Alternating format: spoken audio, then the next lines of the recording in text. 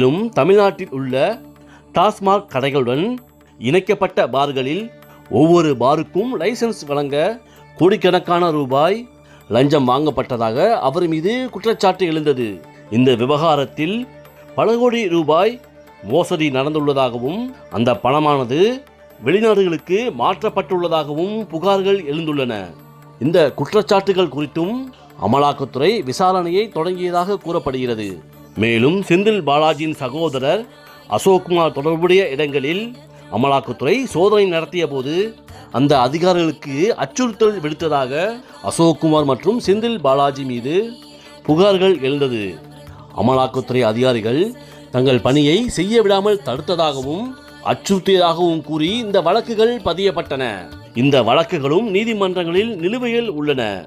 செந்தில் பாலாஜி மற்றும் அவரது குடும்பத்தினர் வருமானத்துக்கு அதிகமாக சொத்து சேர்த்ததாக